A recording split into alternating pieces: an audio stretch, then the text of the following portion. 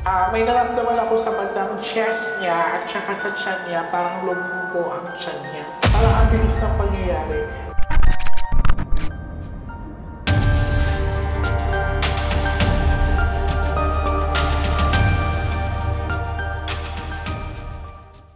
Hi sa mga Nostranatics Worldwide! Today is another day. Ayan, so andito sila ate. Alam niyo kung taga saan sila.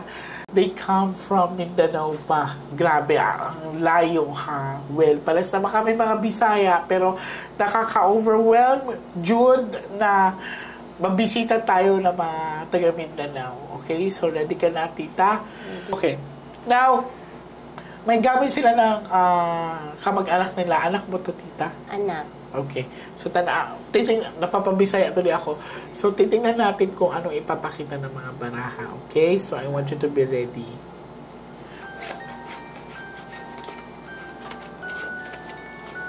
Pag mo gawas ka na ang bad luck card, okay? So, hard dili ka niya patawin ron.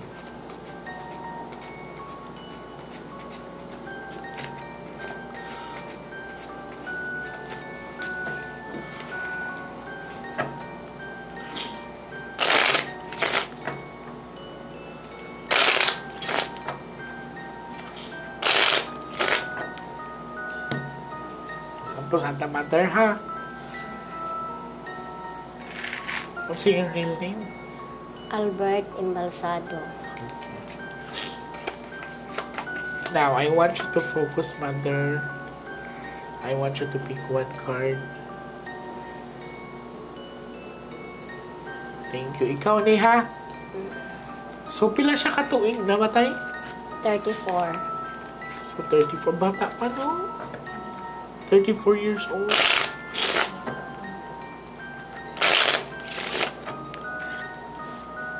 Cut the cards into 3, Mother.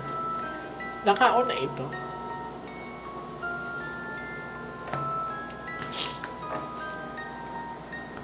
So, kuha ka, Mother, ng 7 cards of total. Lagay mo po dito.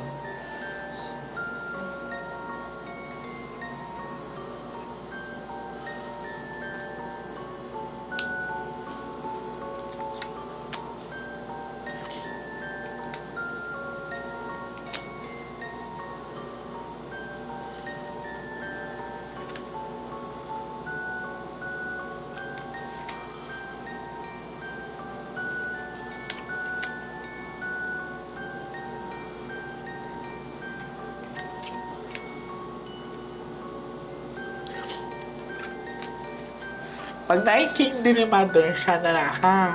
So, ikaw ni...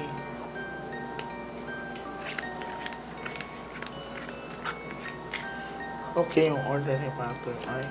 Ay?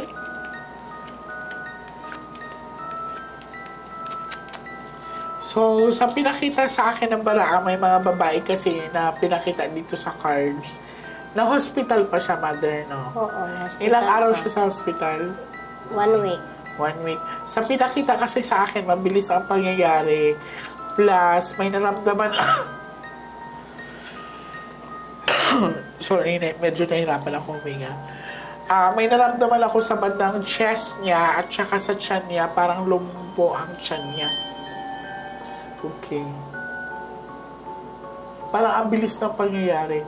Tapos dito, ang sabi, may babae kasi na pinapakita, Mother.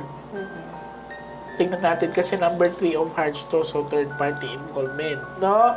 50-50. So, lumaban pa naman siya. Lumaban pa daw anak niyo.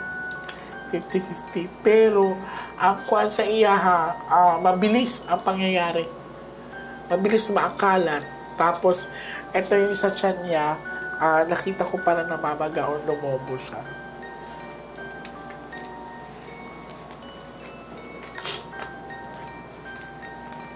Babae, nakita niyo mo? Baka babae.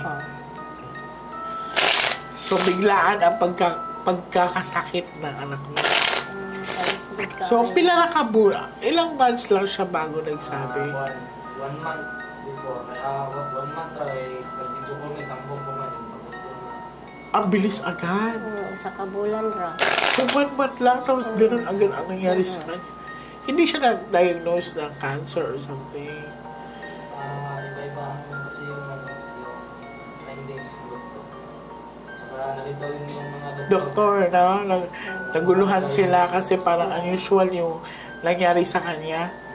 Cut the cards into 3.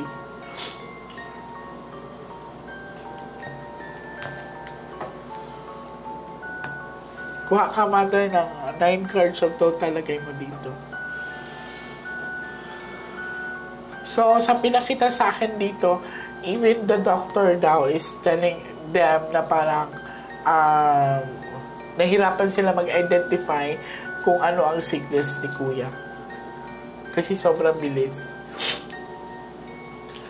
1 month lang, isipin mo.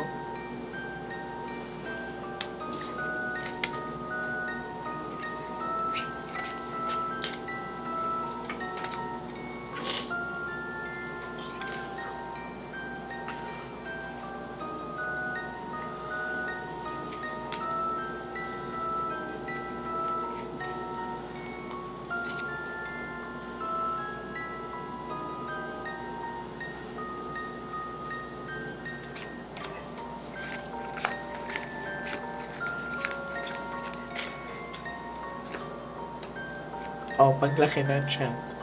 5. Mother, sa pinakita sa akin, sharp object, maaari pong ginawan ang anak nyo. Okay? Hindi po natural ang pagkakasakit niya. So, ito po ay number 3 of hearts. So, maaaring pinagsilosa ng anak nyo. So, hindi ka pinapatawid ng kapatid mo. Di ba nagsabi ako sa kanya? Oo. So, ayaw na madamay kayo siguro, adayaw din niya, pero ito, ang anak mo po, ang sakit niya ay hindi po natural. Hiniling po ito. Idinasal. So, dahil sa selos po yan.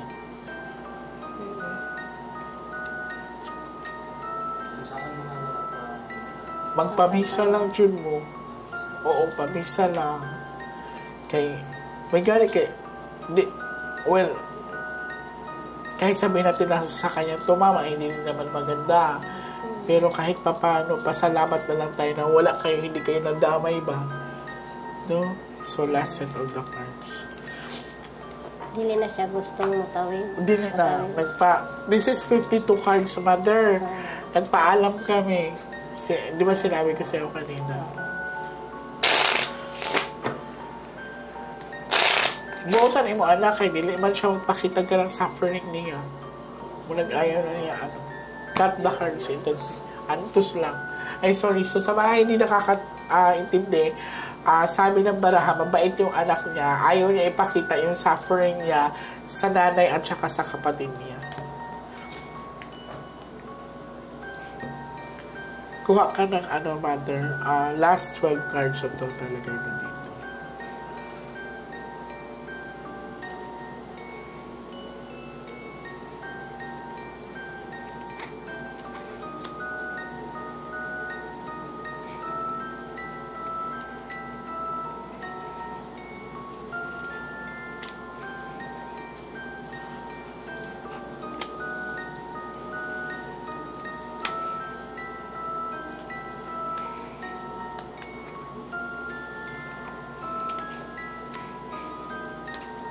Okay lang, mother. Si mother, hindi niya mapigilang maiyak, no? Mabait butan mo anak ko, day.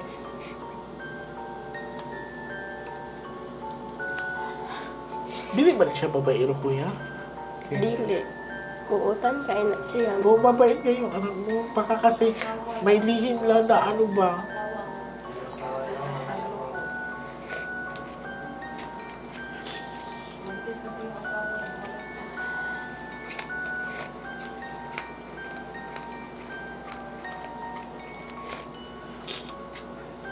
No, mabait talaga anak mo. So, babae nga talaga. Oh, kanina pa to, di ba, te? So, ayan, this is a bad luck card. So, sa pinakita sa akin, ang pagkamatay ni kuya ay hindi natural or ang sinasabi ng baraha ay yung sakit niya ay hindi natural. So, ito po ay tinatawag na palipanhangin or barang kulang or kulang. Maaring pinandaan po ito sa pagkain.